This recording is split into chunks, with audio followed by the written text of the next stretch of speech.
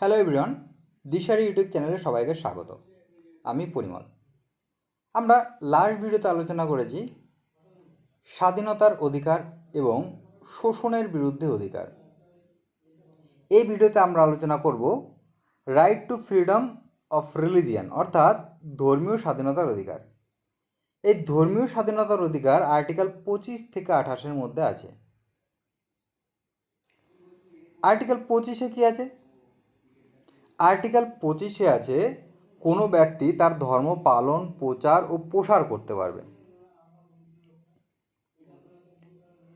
ধর্ম অবলম্বন করার অধিকার, অর্থাৎ যে কোনো ব্যক্তি যে কোনো ধর্ম গ্রহণ করতে পারে। অর্থাৎ কোনো ব্যক্তি চাইলে হিন্দু ধর্ম গ্রহণ করতে পারে, কোনো ব্যক্তি চাইলে খ্রিস্টান ধর্ম গ্রহণ করতে পারে, কোনো ব্যক্তি চাইলে বৌদ্ধ ধর্ম গ্রহণ করতে পারে।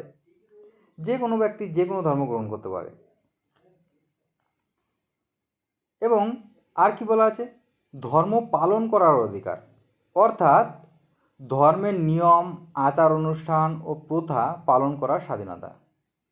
3 নম্বর, ধর্ম প্রচার করার অধিকার, অর্থাৎ কোনো ব্যক্তি তার নিজের ধর্মের প্রচার ও প্রসার করতে পারবে, কিন্তু এর কিছু সীমাবদ্ধতাও আছে। জনশৃঙ্খলা, নৈতিকতা, স্বাস্থ্য ও অন্যান্য মৌলিক অধিকার। আর্টিকেল 26, ধর্মীয় সম্প্রদায়ের নিজস্ব বিষয় পরিচালনা করার অধিকার। ধার্মিক সংগঠন নির্মাণ, ধার্মিক সম্প্রদায় নির্মাণ আর্টিকেল 26-এ বলা আছে। কী কী বলা আছে? ধর্মীয় দাতব্য প্রতিষ্ঠান স্থাপন ও পরিচালনা করার অধিকার, যেমন মন্দির, মসজিদ, গির্জা, গুরুদ্বারা, মঠ, আশ্রম, ধর্মশালা, অনাথ আশ্রম ইত্যাদি প্রতিষ্ঠা করা ও পরিচালনা করার অধিকার। ধর্মীয় বিষয়ে নিজস্ব ব্যাপার পরিচালনা করার অধিকার। নিজ ধর্মের রীতি, আচার, উপাসনা, প্রথা ইত্যাদি বিষয়ে নিজস্ব নিয়ম অনুযায়ী পরিচালনা করতে হবে। 3 নম্বর বলা হচ্ছে ধর্মীয় সম্পত্তির মালিকানা অর্জন করার অধিকার। এগুলি বলা আছে আর্টিকেল 26-এ। আর্টিকেল 27-এ কী আছে? 27-এ আছে ধর্মীয় কারণে কোনো ব্যক্তি কর দানে বাধ্য নয়। অর্থাৎ 27 অনুযায়ী কোনো ব্যক্তিকে এমন কোনো কর দিতে বাধ্য করা যাবে না যে কর সম্পূর্ণ বা কোনো অংশে কোনো নির্দিষ্ট ধর্ম ও ধর্মীয় সম্প্রদায় প্রচার, প্রসার ও রক্ষণাবেক্ষণের জন্য ব্যবহৃত হবে। অর্থাৎ ধর্মীয় কারণে কারোর কাছ থেকে কর নেওয়া যাবে না। কর নেওয়া যাবে, তবে কর দানে বাধ্য নয়, বাধ্যতামূলক তার কাছ থেকে নেওয়া যাবে না, যে দিতেই হবে এমন করা যাবে না।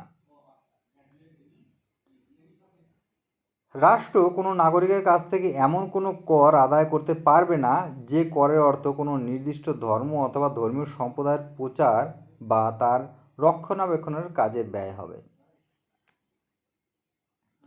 আর্টিকেল 20-তে কী আছে? 20-তে আছে ধর্মীয় শিক্ষাদানের বিষয়ে স্বাধীনতার অধিকার। সম্পূর্ণভাবে সরকারি অর্থে পরিচালিত শিক্ষা প্রতিষ্ঠানে ধার্মিক শিক্ষা দেওয়া যাবে না এবং ধর্মীয় ক্লাসে অংশগ্রহণ শিক্ষার্থীর ইচ্ছাধীন, কাউকে জোর করে ধর্মীয় শিক্ষা দেওয়া যাবে না।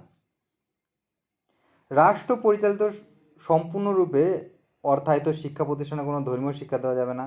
রাষ্ট্র পরিচালিত হলেও যদি কোনো শিক্ষা প্রতিষ্ঠান কোনো দান বা তহবিল ভিত্তিতে প্রতিষ্ঠিত হয় যা ধর্মীয় শিক্ষা প্রদানের জন্য নির্ধারিত, সেক্ষেত্রে ধর্মীয় শিক্ষা দেওয়া যাবে।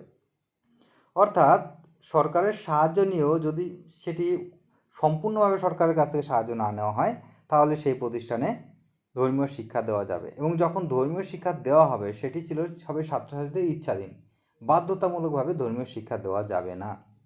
এটি বলা আছে আর্টিকেল 28-এ। আমাদের আজকের ভিডিওটা কেমন লাগলো কমেন্ট করে জানাও। যদি ভালো লাগে ভিডিওটিকে লাইক, কমেন্ট এবং শেয়ার করো এবং চ্যানেলটিকে সাবস্ক্রাইব করো। Thank you.